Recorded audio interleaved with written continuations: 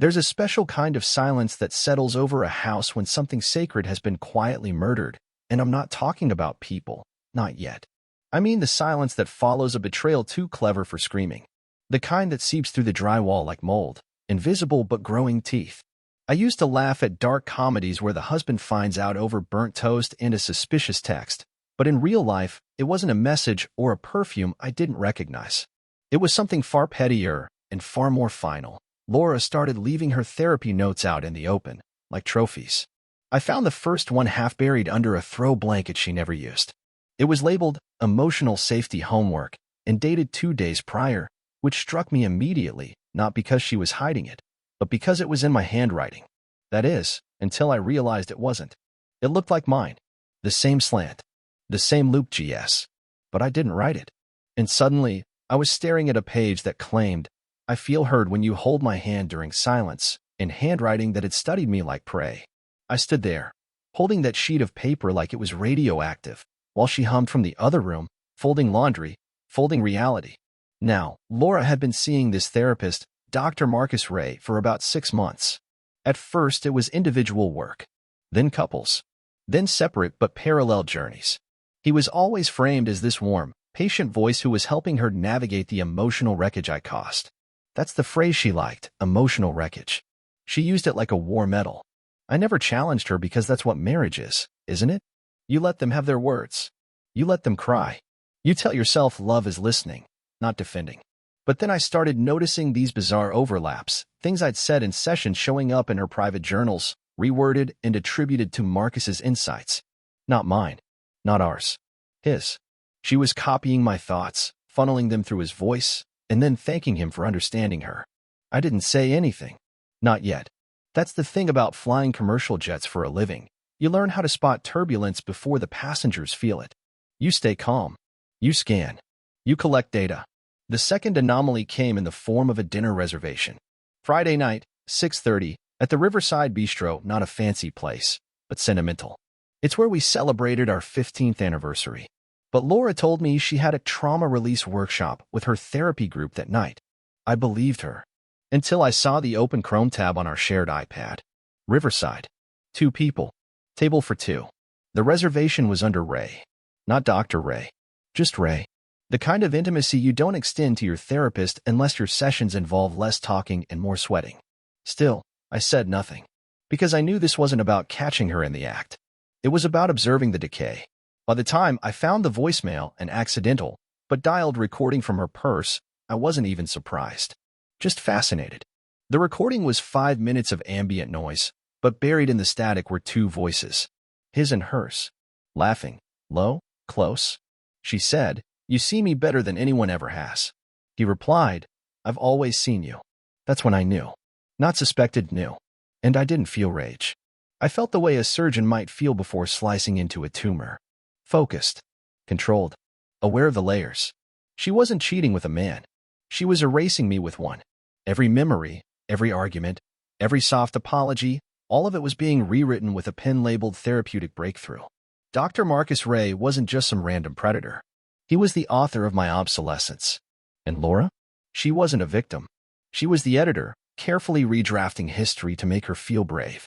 You want to know what finally broke me? It wasn't the lies. It wasn't the betrayal. It was when she came home that night, dropped her bag, and kissed me on the cheek like nothing was wrong. She looked at me, with the same eyes she used to look at him, and said, "You've really been trying lately." Marcus noticed it too. Marcus noticed it too. Like she couldn't even fake the line between personal and professional anymore. That's when I decided. She thought she was in therapy. She was about to learn what a real psychological evaluation felt like. One where the observer doesn't take notes. He takes everything. I used to think stability was a gift you earned, like a pension or a quiet Sunday morning, something you built brick by brick over decades of good choices and hard conversations. And for a while, that's exactly what it felt like with Laura. We had our routine. Morning coffee brewed on autopilot, dinner together most nights, and a shared understanding of silence that only long marriages produce, the kind where you don't have to say anything to feel close. She used to lean into me on the couch during crime dramas, her head resting just below my shoulder, fingers finding mine without thinking. There was a rhythm to it, like breathing. But over time, the music changed. It didn't stop outright, It just started skipping in strange places, and I couldn't quite figure out why. It started when she began coming home later than usual on Tuesdays. Those were always her therapy nights, and at first I thought nothing of it. Sometimes she'd get a late coffee with a friend afterward, she said. Or she'd need time to process. That's how she said it. I just need some time to process. She never said what. Then the journaling started. Not just scribbled thoughts, but intense, structured pages of writing she kept in a locked drawer of her desk. When I asked what she was writing, she smiled too quickly and said, "Just emotional maps." I didn't ask again. You learn not to poke too hard when the answers make less sense than the questions. Soon after, she changed her wardrobe. Not drastically, no sudden high heels or tight dresses. No, she went subtle. Linen shirts, flowing cardigans, soft neutrals. Things that whispered purity and inner peace.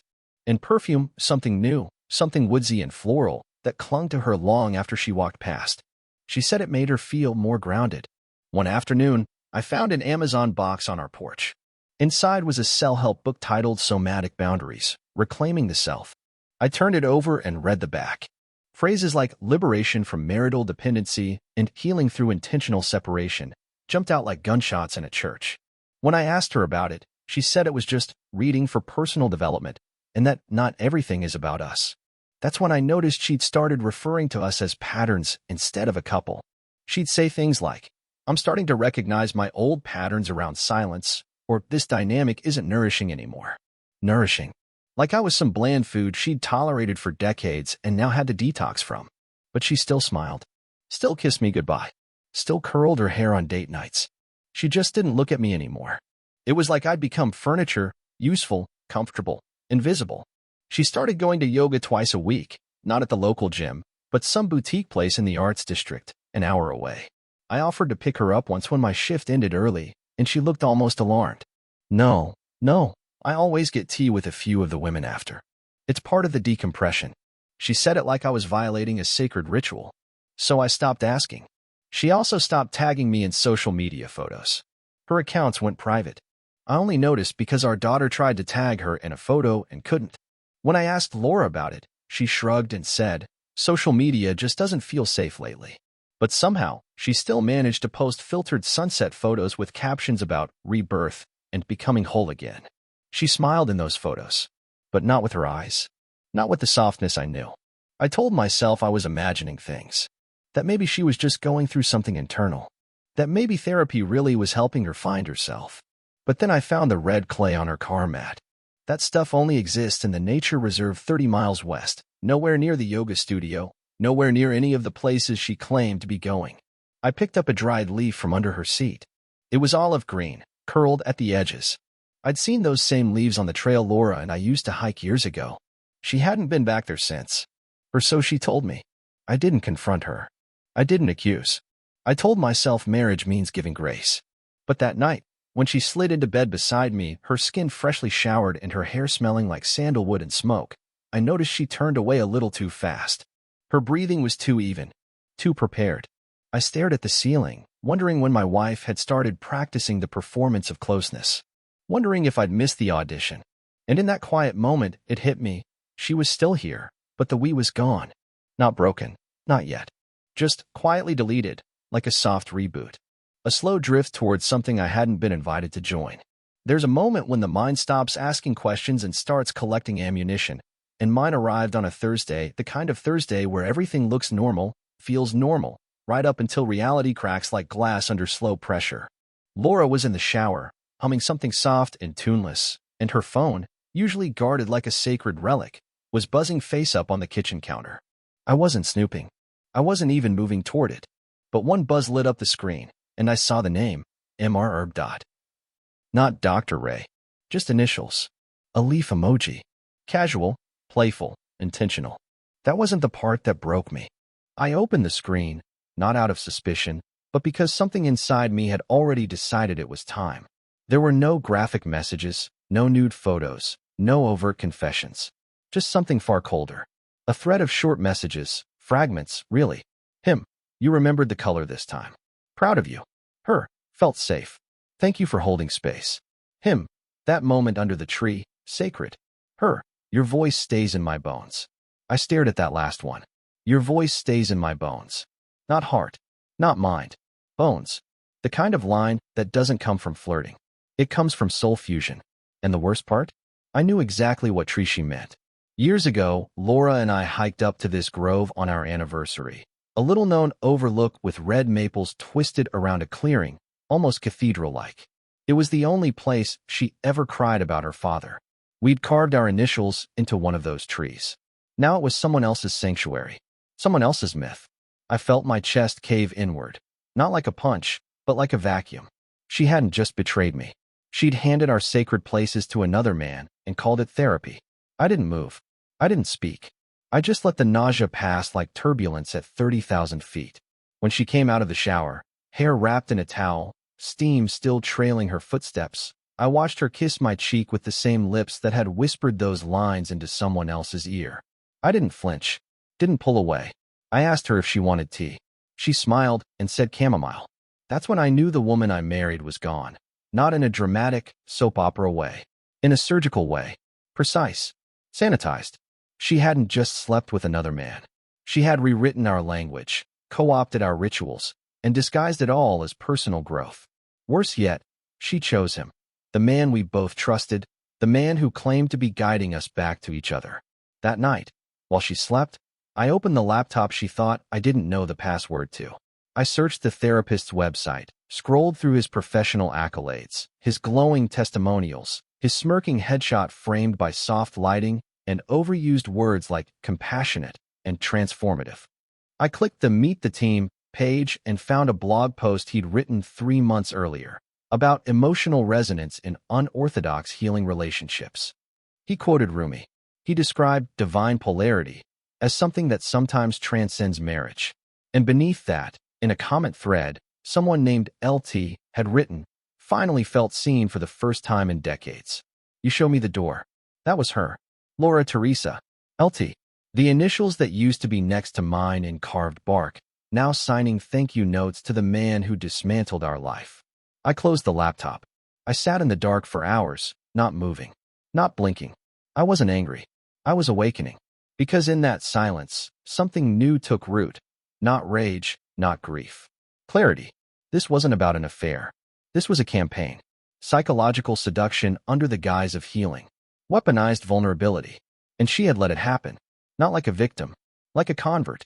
My marriage had become a cult of two, with Dr. Marcus Ray as the high priest. I was the relic left behind. But I wasn't going to scream. I wasn't going to beg. I'd flown planes through lightning storms at night with an engine down. I knew how to stay calm when things fall apart. I knew how to chart exits. And now, I knew exactly what to do. Because war isn't declared in words. It's prepared in silence. The hardest part wasn't discovering the betrayal. It was pretending I hadn't. Pretending I was still the man she could manipulate with soft words and slippery timelines. The man who still trusted therapy as something pure instead of a polished weapon. So I played my part. I listened when she talked about her breakthroughs. I nodded when she mentioned Marcus's insights, and I kissed her forehead like I believed any of it still meant something. But beneath that mask, I became something else entirely. Not a husband, not a victim. A shadow. I started where most men don't think to look. The shared cloud storage. She thought her synced phone was secure, but months ago she'd asked me to back up her photos after a reset, and I'd used my email to set up her cloud drive. She never changed it. That gave me quiet access to her location history, synced messages, and even voice memos she thought were private. I learned quickly that her yoga nights ended nowhere near any yoga studio. Her GPS pinned her in the wooded outskirts near a retreat cabin registered to a therapy collective. Dr. Ray's Therapy Collective. I didn't confront her. I archived the logs. Then I started asking small, innocent questions, like what pose she was working on in class. Her answer, Utkatasana, chair pose. The class description on the studio's site, which I'd already screenshotted, said they were doing yin yoga that week. No chair pose. Just long holds, deep stretches, and silence. I smiled and nodded. Next, I checked the credit card statements. She had her own card, but we shared a dashboard. I noticed 3 transactions from a boutique bakery 25 miles away, far from any route she'd normally take. The timestamps lined up perfectly with her therapy appointments. So I called the bakery, asked to place a custom order, and casually asked about their loyalty punch cards.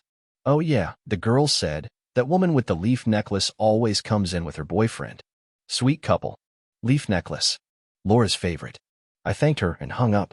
That night, I sat next to Laura on the couch while she texted someone with a little too much urgency for scrolling memes, and I leaned over to ask, "Do you want to try that new bakery next time we're out?" She froze, just for a millisecond, then smiled, too wide, and said, "Which one?" I gave her the name. She said she'd never heard of it. I nodded. 2 lies in 1 sentence.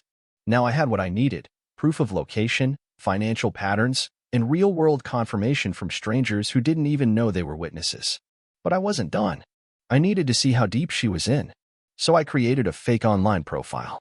Nothing dramatic, just a man in his early 50s with a shared interest in mindfulness groups. I joined the Facebook group tied to Dr. Ray's private clients. Laura had mentioned it once, something about a digital support space. I found it. Requested access. It was closed, but after 2 days of inactivity, I was accepted, probably because I used an old photo of myself before I grew the beard. In the group, Laura had posted 3 times in the past month. Always vague, always poetic. Phrases like, learning to bloom after years of drought, and finally safe in the container I never thought I'd find. But then I saw it, a reply from a user named Marcus_Ray, signed off with speech balloon always here if you need to process. Not even pretending to be impartial. Not even separating the therapeutic from the intimate. I took screenshots, archived every post. Then I laid my final trap. On a Saturday morning, I told Laura I had a flight simulation test and would be gone most of the day. I kissed her goodbye, even packed a bag. Then I drove 3 blocks, parked, and walked back. I took the back alley entrance to our neighbor's guest house, something I'd arranged weeks earlier under the guise of home repairs. From there, I had a clean view of our kitchen and driveway. At 10:17 a.m., a black Volvo pulled up. He got out. Marcus. I recognized him from his smug headshot. She opened the door in a sweater she never wore for me. They kissed. Not a peck. Not a slip. A real kiss. I watched them disappear into my house, into the life I paid for, the life I protected. I didn't cry. I didn't rage. I just noted the timestamp. 10:19 a.m. I stayed there for 3 hours, documenting every entrance, every exit, every gesture that proved the line between professional and personal had been obliterated long ago. And when they finally left, laughing, unaware they just performed for an audience of 1, I didn't follow them. I just went home, sat in the same chair he had sat in, looked around the room we used to call ours, and began writing the outline, not of a confrontation, not of a divorce, but of a reckoning. A quiet, thorough, final reckoning. It was a fundraiser gala hosted by the Therapy Collective, of all things, a nauseating display of soft lighting, exposed brick walls, organic catering, and men in earth-toned blazers pretending they understood human suffering because they owned leather-bound notebooks. Laura insisted I come, said it would be good for us, that Marcus had personally extended the invite. I agreed without blinking. I wore the dark suit she liked, brought her a single orchid, her favorite flower, and smiled as she pinned the invitation to the fridge with a magnet shaped like a lighthouse. I knew exactly what would happen that night, and I wanted her to be dressed for it. The venue was a renovated theater downtown, with candlelit tables and a small stage where speakers would take turns preaching about trauma integration and sacred touch. I watched her float through the room like a wind-up doll, hugging people too long, laughing too brightly, eyes flicking toward Marcus like a moth checking for flame. He wore a charcoal vest and no tie, sleeves rolled up to reveal tan forearms and a humble bracelet probably made by a grateful client. They didn't sit together, of course, they were too careful for that. But their body language was an unpublished novel. Every laugh was a footnote. Every glance was a whispered preface. At 7:40 p.m., the lights dimmed and someone introduced a slideshow about healing partnerships. I excused myself, said I needed a moment, and made my way to the technician's booth. 2 days prior, I paid the AV guy in cash to replace one of the presentation reels with a short compilation I had put together myself. Just make sure it plays after the 3rd speaker, I said. Tell them it's from one of the donors. Pretend it was a late submission. And he did. At 8:06 p.m., just as everyone applauded a talk on boundary dissolution, the screen flickered. It began with a still image, Laura and Marcus sitting together on that retreat bench, her head on his shoulder, his hand on her thigh. Then came a video clip, a dashcam angle from a cabin trail parking lot, them kissing. Then another, Laura's voice from a voice memo, whispering, "Your voice stays in my bones." A few gasps scattered through the crowd. Someone dropped a glass. And then, silence. Thick, gaping silence. I was back at my seat by the time the lights came up. Laura was frozen, mouth slightly open, eyes darting around like a deer who realizes the forest was never real. Marcus stood 3 tables away, stone still. Then Laura turned to me, and the play began. "It's not what you think," she said, voice breathless, rehearsed. I said nothing. Just looked at her, slow and steady. "We were just talking," she tried again, a little louder. I didn't know anyone was watching. I let that hang. Still no words from me. She leaned in. "It was a mistake. It started during a low point. You weren't present, Alan." There it was. The pivot. The blame. "You were always working. Always flying." I needed someone who could hear me. She almost spat that last word, "here," like it was a weapon she'd been sharpening in her chest for months. "You abandoned me in our own house." I finally spoke. "You mean the house I paid for? Or the one you turned into a temple for your guru?" Her face flinched. "You don't get to moralize now," she said, tone rising. "You never did the work. Marcus helped me do the work." Her voice had gone sharp, almost proud, defiant. "You're stuck in your own cold logic. That's why this happened." I leaned in just slightly. "Laura," I said, calm as rain, "you didn't fall into his arms because I was cold. You crawled into them because you were weak. And he opened them because he's a predator. But you? You handed him the map." Her mouth opened, then shut. Then she laughed. "You're pathetic. You think this public spectacle makes you look powerful? All you've done is prove you're just as emotionally shut down as ever. You monitored me, Alan, like some paranoid prison guard." "No," I said. "I watched you walk toward a cliff, and I just made sure there were lights on it." Her jaw trembled. She looked around, suddenly aware of the eyes on her, the people whispering, the way Marcus had slithered quietly out the side exit. Her hands shook now. "You don't understand. He saw me. He said I was light in a world of stone." "No," I said. "You said what you needed to hear to unzip your loyalty. And you let him. You chose to become a cliché wrapped in sacred language. You spiritualized adultery. That's a level of delusion I didn't think you could reach." She looked at me then, really looked, and for the first time in years, there was no performance in her eyes. Only fear. Not of me. Of what she had done. Of what came next. I stood. Adjusted my jacket. "We'll talk later," I said. "Somewhere quiet. Somewhere real." And I left her there, trembling in the wreckage she'd called growth, surrounded by people who'd seen everything she'd tried so hard to sanctify, watching the curtain finally fall. She showed up the next morning like nothing had happened. No scandal, no betrayal, no public exposure, just walked into the kitchen in her soft sweater and asked if I'd seen her keys, as if the air between us hadn't turned into glass. I didn't answer. I didn't even look up. She stood there for a beat, then 2, then finally spoke. "So you're just going to act like a child now?" She snapped, slamming the cabinet. "You think what you did last night makes you some kind of hero?" I kept stirring my coffee. She moved closer, voice rising. "You humiliated me in front of everyone. You violated my privacy. That was therapeutic space, Alan. You weaponized my healing." I took a sip. She started pacing. "You never respected what I was doing with Marcus. You never even tried to understand my growth. You just sat there in your stone tower, judging." Her voice cracked slightly. "You smothered me. You always have. Everything had to revolve around your little routines, your precious calm. There was no room for me to breathe." I turned to her finally. "You had all the air in the world, Laura. You just used it to lie." Her jaw tensed, but she pushed forward. "You think you're so above it all. So noble. But you're not. You're cold. Emotionally constipated. You killed this marriage long before Marcus ever touched me." I raised an eyebrow. "Then why did you stay?" She opened her mouth, closed it. I didn't know how to leave." I nodded. "But you knew how to cheat." That hit her. She flinched. But rage took over. "I was starving, Alan. You were a ghost. A checklist. A man made of silence and flight schedules. Marcus made me feel alive." "No," I said. "He made you feel justified. There's a difference." She sneered. "You're just jealous. He gave me what you couldn't." I stared at her. "A reason to destroy yourself?" Her hands clenched. "You are so smug. So empty. You think your calm makes you superior, but it just makes you a coward. You never fought for me. You never bled for anything."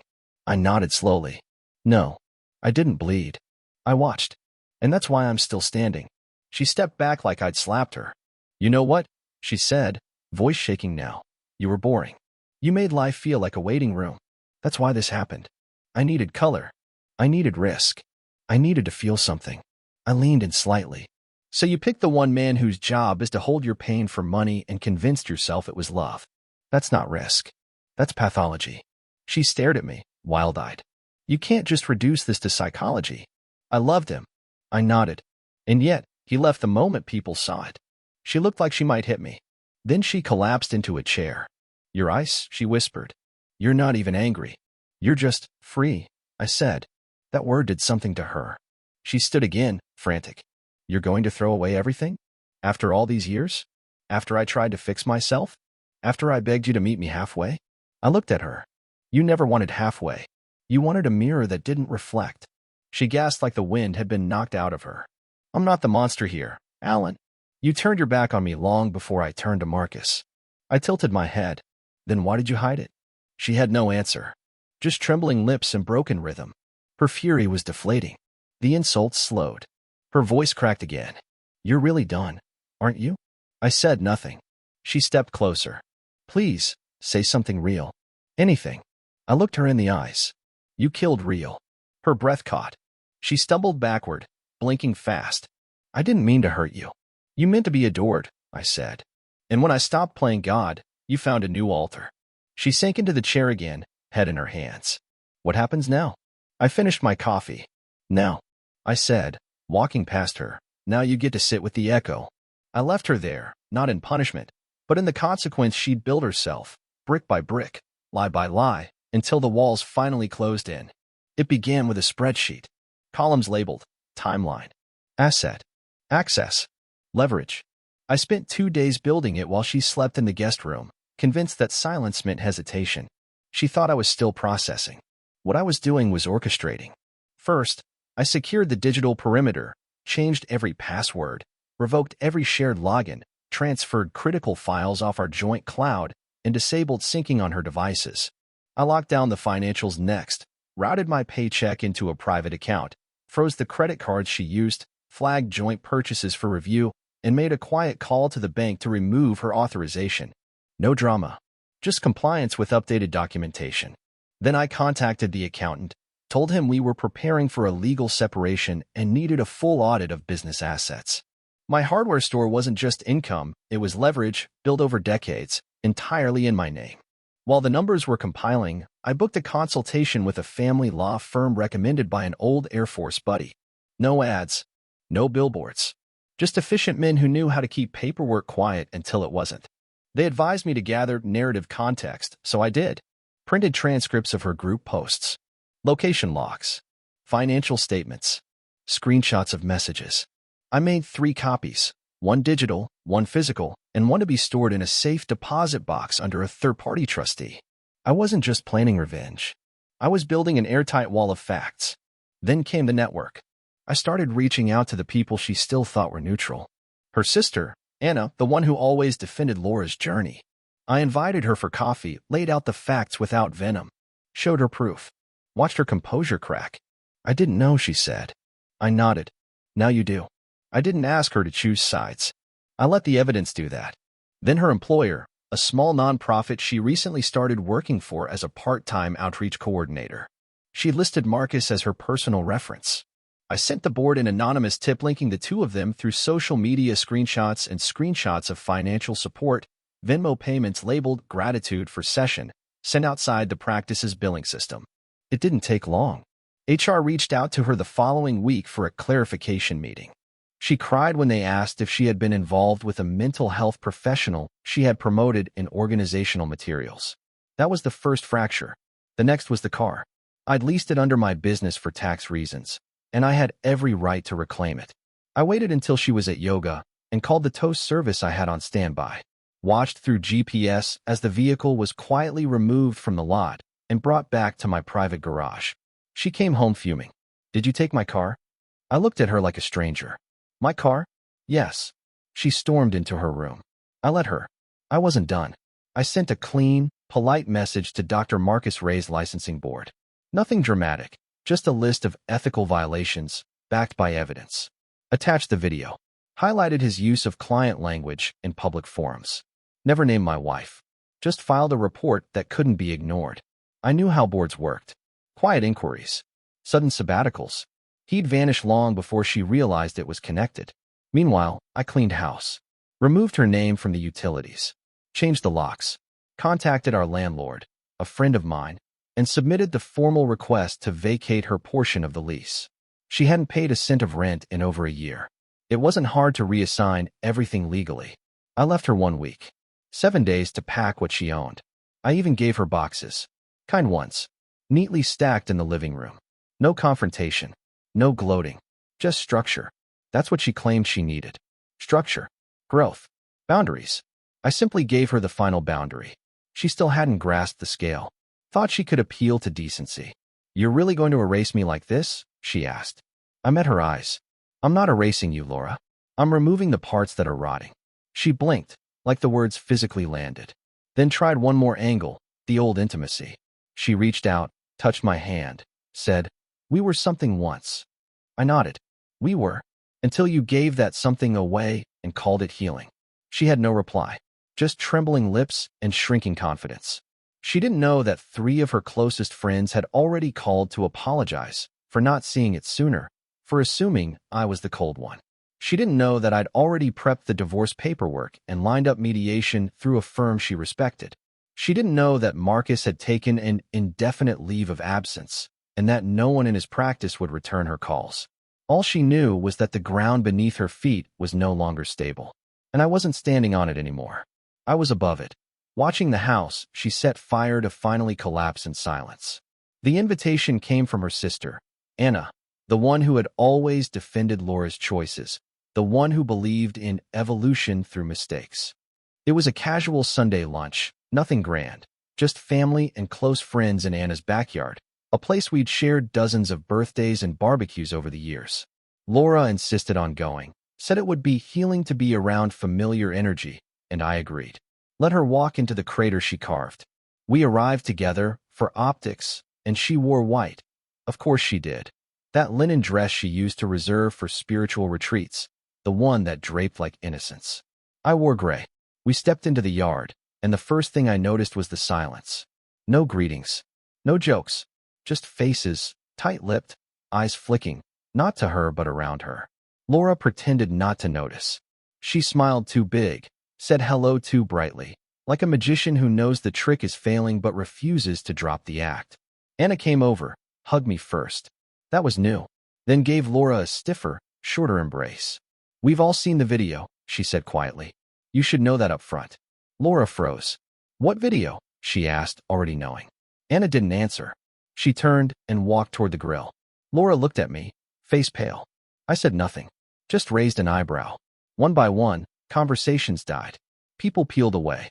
Her cousin, who used to bring wine and gossip with her in the corner, turned her back when Laura approached.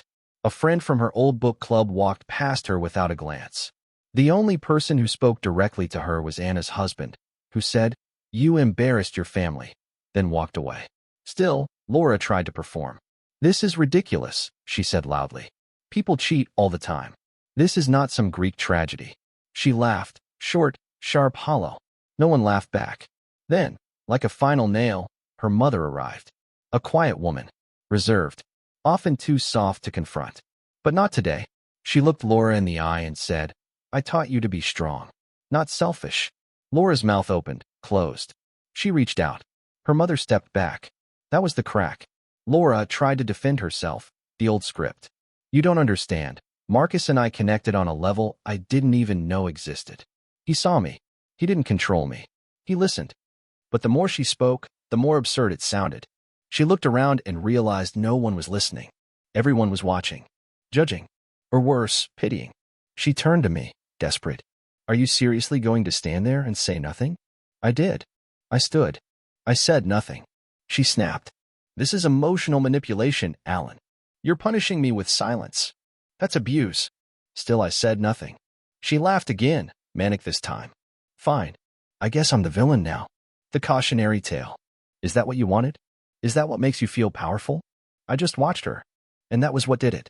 She saw it in my eyes, not hatred, not even disappointment. Just absence. And that's when her knees started to buckle. Her face twisted. Her voice cracked. "You loved me," she whispered. "I know you did. You wouldn't be here if you didn't." I tilted my head, then finally spoke. "I'm here because I want you to see what survival looks like." She staggered backward like I'd hit her. She turned, tried to leave, but no one followed. She was alone in a yard full of people who used to love her. I watched her disappear through the side gate, shoulders trembling, hair falling out of that too-perfect bun, and I didn't move. I stayed. I stayed because she needed to see what consequences looked like with eyes wide open. No screaming. No slammed doors. Just the slow, public evaporation of everything she thought she controlled. She once told me she wanted to feel fully seen. And now she was. And it broke her. It was supposed to be a closure dinner, her idea, of course, because she still believed in the fiction that there was a version of this story where she could regain control, rewrite the narrative, paint herself as the misunderstood one. She invited both our families, called it a reconciliation meal, said it would be civil. I knew better. I said yes. We rented the back room of a nice restaurant, long table, linen napkins, candles, a performance space, really. Her parents came. My brother came. Even two of her friends, women who used to whisper with her over wine and spiritual podcasts, showed up out of obligation. And then she walked in, wearing apology-like perfume, soft colors, practiced smile, every move choreographed. She stood at the head of the table and started with a toast to healing, to truth, to second chances. That's when I stood. Second chances are for accidents, I said. You don't get one for a demolition job. The air shifted. People froze. She laughed, brittle. Can we not do this here? Here is perfect, I said. Here, where everyone you manipulated is watching. She set her glass down hard. Manipulated? Are you seriously going to pretend you didn't contribute to this? You were emotionally dead, Alan. I was starving. Marcus gave me back my voice.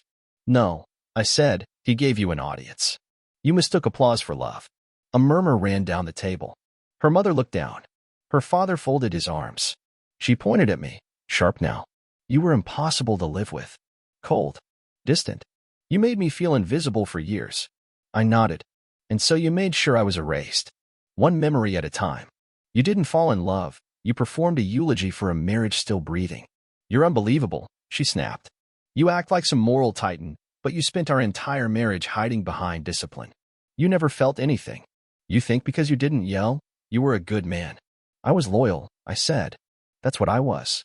While you were crafting trauma poetry with a man who should have lost his license years ago. He saw me. She screamed, voice cracking. He held me when you wouldn't. He listened. He charged by the hour, I said. Gasps. Her face twisted. How dare you reduce what we had? What you had, I said. He bailed the second the spotlight came on. Where is he now, Laura? Still holding you? Still seeing you? She turned, looking for support, her friends, her family. But their eyes were glassy. Her mother spoke, quiet but cutting. You humiliated us. You made us lie for you. My brother leaned in. I told him to leave you 6 months ago. He wanted to believe in you. You burned that. She shook her head, tears forming. I didn't mean for it to go that far. I didn't know how to stop. You never wanted to stop, I said, stepping toward her now. You wanted the attention, the duality, the martyr, and the sinner rolled into one Instagram caption. You didn't love him, and you stopped loving me the moment I stopped worshiping your crisis. She slapped the table. I gave everything to this marriage. You gave everyone a version of yourself that suited their weakness, I snapped. To me, you were the wounded bird. To him, the spiritual seeker. To your friends, the unappreciated wife. But underneath it all, you were a coward hiding behind poetry and broken father stories. She broke then, truly broke. You're destroying me, she sobbed. No, I said, voice low, controlled, final. You did that. I'm just narrating the ending.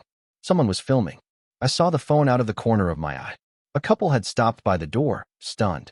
Her father stood up, but not to defend her, to leave. She tried to follow, and he held up a hand. Don't, he said. Just that one word. She turned back to me. Please, she whispered. Please don't hate me. I don't, I said. That's what scares you. She crumpled into the chair, face buried in her hands. I looked around the table, nodded once, calm as ever, then turned and walked out. Not in triumph. In closure. Let her sit in the silence she once blamed me for. Now it was hers. Now it echoed. She lives in a basement apartment now, just outside a town no one visits unless they're lost or running. Last I heard, she works part-time at a strip mall juice bar, folding aprons and pretending she still believes in chakras and clean eating, but the glow is gone. The curated Instagram disappeared after the video leaked.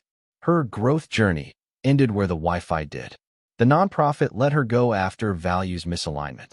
A quiet email, no formal statement. Friends stopped texting. Even her best friend, the one who once called me emotionally repressed, blocked her without a goodbye.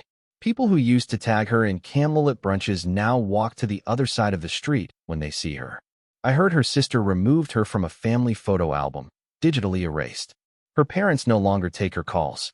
Her mother told mine she couldn't face the church community after the truth came out. The therapist, Marcus? Gone. Left town under personal stress leave. Deleted his website, shut down his practice, and ghosted her the moment the consequences became real. She messaged him, begged him to speak up for her, to say it was love, not manipulation.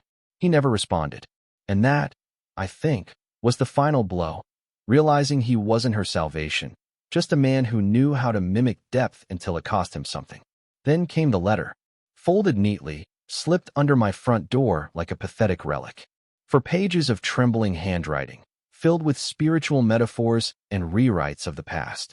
She said I was her anchor and her safe place. Said she was blinded by unmet needs and seduced by false healing. Said she missed my silence. Now that she finally understood it wasn't coldness, it was strength. She ended with, I still love you. Please, just one conversation, one cup of tea, one goodbye done right. I left the letter on the porch. It rained that night. The ink bled. So did whatever was left of her pride. She called once after that, not from her number, but from some unknown prepaid phone. I answered without thinking. Her voice cracked the second I said hello. Alan. She whispered, like my name had weighed again. I know I don't deserve it, but please. I need to see you. I waited. Let the silence do the work. Please, she begged. I don't even know who I am anymore. I closed my eyes, then said the last words I'll ever give her. That makes two of us. I hung up, blocked the number. Haven't heard from her since. And I don't expect to. What she had. The home, the respect, the quiet love that asked for nothing but loyalty. It's gone. Not stolen. Given away, piece by piece, in exchange for moments of attention wrapped in spiritual language. And now, she walks through a world that no longer looks back. I don't hate her. I don't miss her. I don't even remember the sound of her laugh anymore. And that, I think, is the real ending, when forgetting becomes the final revenge. Thanks for listening to my story. I'm curious, where are you from? And did you enjoy the ride?